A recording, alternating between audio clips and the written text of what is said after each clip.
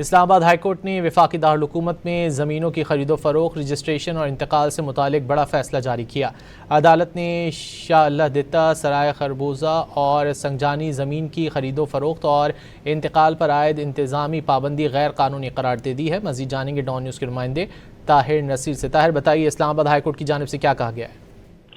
جی بالکل، دیکھیں، یہ وفاقی دارالحکومت میں زمینوں کی خرید و فروخت، رجسٹریشن، انتقال سے متعلق اسلام آباد ہائی کورٹ نے شاہ اللہ دتہ، سرائے خربوزہ اور سنگجانی زمین کی انتقال پر عائد انتظامی پابندی غیر قانونی قرار دے دی ہے۔ اسلام آباد ہائی کورٹ کے جسٹس محمد آصف نے فضل عباس اسلامی شہری کی درخواست پر تحریر حکم نامہ جاری کیا ہے۔ اسلام آباد ہائی کورٹ نے اپنے حکم نامے میں کہا کہ جائیدادوں کی رجسٹریشن اور انتقال کے معاملات قانون اور مقررہ طریقہ کار کے مطابق چلائیں۔ غیر قانونی ہاؤسنگ اسکیموں کو روکنے کی آڑ میں عام شہری کو بنیادی ملکیتی حقوق سلب نہیں کیا جا سکتے۔ عدالت نے اپنے حکم نامے میں کہا ہے کہ سی ڈی کے خط کی بنیاد پر لگائی گئی عمومی پابندی کی کوئی قانونی حیثیت نہیں ہے۔ ڈپٹی کمشنر اسلام آباد کی جانب سے سب رجسٹرار اور ریونیو حکام کو جاری کردہ زبانی احکامات ماورائے قانون ہے۔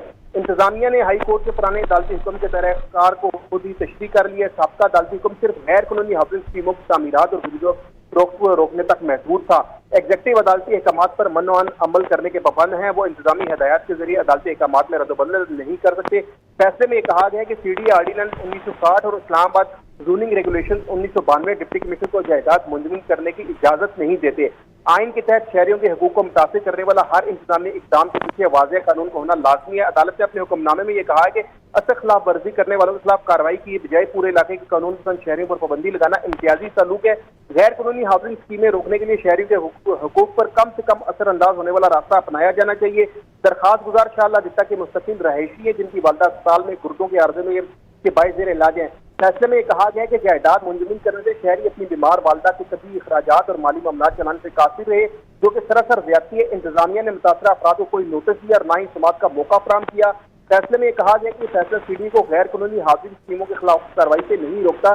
ماسٹر پلان کے تحفظ، زوننگ ریگولیشن کے نفاذ اور غیر قانونی تعمیرات کرانے کے لیے متعلقہ حکام کے پاس پورے اختیارات موجود ہیں۔ جی بہت شکریہ طاہر نصیر ان تفصیلات کے لیے۔